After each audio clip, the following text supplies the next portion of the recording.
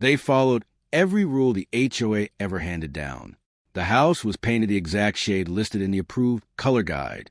The hedges were trimmed to the precise height required by community standards. They never hosted loud gatherings, never played music late at night, and never gave anyone a reason to complain. Then one afternoon, a certified letter showed up.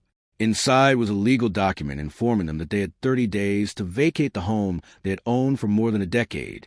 No explanation, no warning, just a deadline. And for weeks, nobody could tell them how it happened. Until security footage finally exposed the truth. Think you know where this is going? Trust me, you don't. And if you're enjoying these HOA Revenge Stories, make sure you're subscribed, because the stories only get more unbelievable from here. Before we continue, let me know where you're watching from. Drop your country in the comments below. Raymond and Priya Calloway were not the kind of people who attracted conflict. Raymond taught history at the local high school. Priya operated a small weekend catering business from their home kitchen. Together, they were raising 2 children, 12-year-old Sasha and 9-year-old Tobias, and sharing their home with a golden retriever named Biscuit, a dog so friendly that even strangers seemed to love him immediately. Back in 2013, they purchased a 4-bedroom house in Maplehurst Ridge, a quiet suburban community about 40 minutes outside the city. It was a kind of neighborhood that looked like it belonged in a real estate brochure. Every lawn seemed perfectly maintained. Every mailbox matched.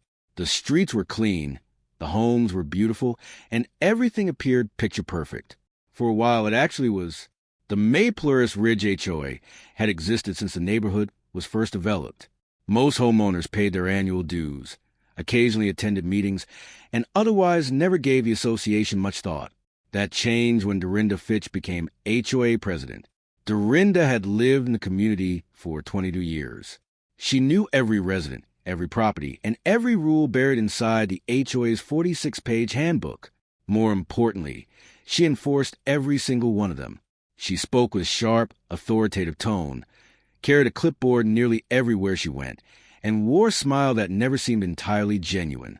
The Calloways met her shortly after moving in at a neighborhood welcome party. Dorinda shook their hands, complimented Priya's homemade samosas, and then handed them a laminated copy of the community guidelines. "We take a lot of pride in this neighborhood," she told them. "I'm sure you'll fit right in." They wouldn't. The first violation notice arrived only 6 weeks after they moved in. The penalty was $85. Their offense? The recycling bin had remained at the curb 4 hours longer than the approved pickup window allowed. Raymond assumed there had been some misunderstanding and called Dorinda directly. There hadn't. The fine stood. He paid it. 3 weeks later, another notice appeared. This time, the problem was their welcome mat. It was a simple gray mat with the word home written across it in small white letters.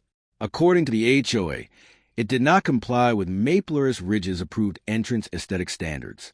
Another $60 fine. Raymond and Priya laughed about it over dinner and replaced the mat, but the notices kept coming. Their fence supposedly required repainting despite having been painted the previous spring in a color Dorinda herself had approved in writing. Biscuit's dog run extended 6 inches beyond the approved boundary line.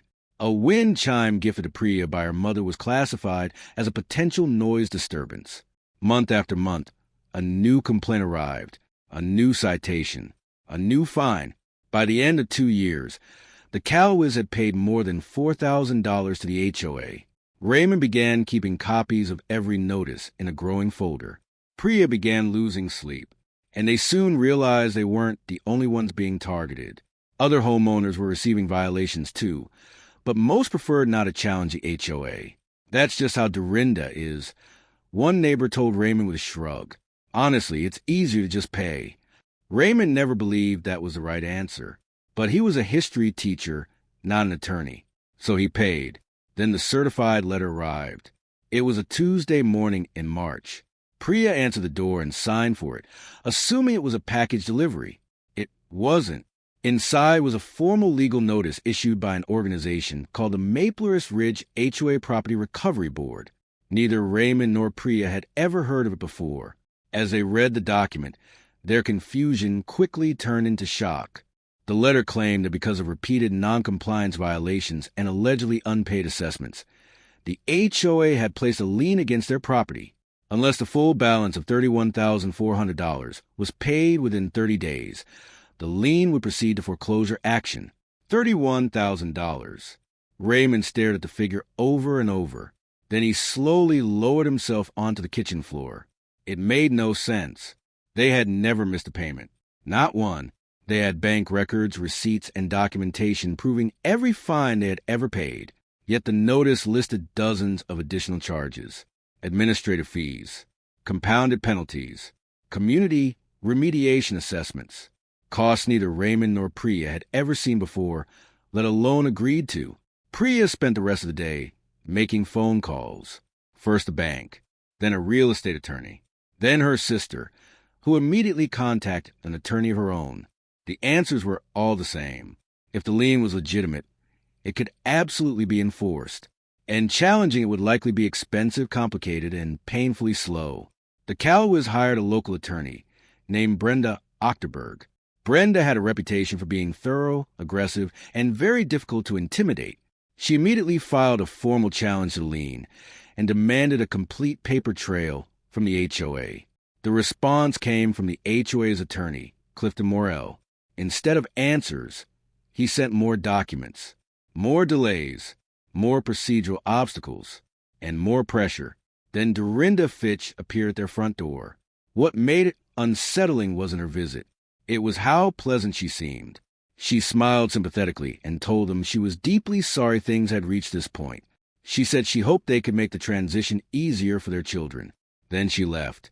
Raymond stood frozen in the doorway long after she was gone. Their savings began disappearing quickly. Attorney fees mounted. Every week seemed to bring another expense. Brenda warned them that getting in front of a judge could take 6 months or more. Meanwhile, the lien remained attached to the property. The bank had started asking questions about the mortgage. Soon the conversations became more direct, not threatening, not official, but clear. They were advised to consider alternative living arrangements while the legal battle unfolded. 30 days. That was the deadline. 30 days before the process moved forward.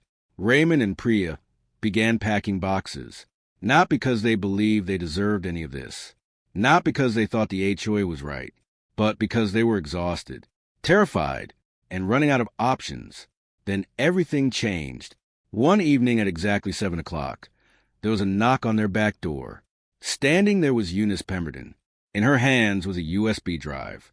Eunice was a retired postal worker who had lived across the street for 16 years. Quiet, observant, the kind of neighbor who noticed everything but rarely said much. She had watched Dorinda's influence grow stronger year after year. 8 months earlier, after receiving a violation notice for what the HOA described as an unauthorized structural presence, her small garden shed, she finally reached her limit. So she installed cameras. 2 pointed toward the street. A third faced the HOA office, which operated out of a converted garage near the end of the block. "I wasn't trying to spy on anybody," Eunice explained. "I just wanted to know what was really happening." What was really happening turned out to be far worse than anyone imagined. The footage showed Dorinda Fitch and Clifton Morrell meeting outside the HOA office on 4 separate occasions over a 6-month period. At first glance, that wasn't unusual. An HOA president and attorney meeting wasn't suspicious. But what they were doing raised serious questions. The recordings showed them reviewing files, property files. They repeatedly compared those files against a separate spreadsheet containing home values, refinancing histories, and ownership information. One sequence captured the screen of a tablet Morrell was carrying clearly enough that portions of the documents could actually be read. The Callows weren't the only names listed. There were 7 households on that spreadsheet. 7. Every single property belonged to one of the most valuable homes in Maplehurst Ridge, and every one of those homeowners had been hit with escalating fines and penalties during the previous 3 years. Brenda Ochterberg watched the footage. Then she became very quiet. "This isn't an HOA dispute," she finally said. "This looks like a predatory lien operation." The allegations that followed would later be confirmed by investigators. According to the evidence, Dorinda Fitch and Clifton Morrell had been systematically creating violations, inventing fee structures, and filing fraudulent liens against carefully selected homeowners.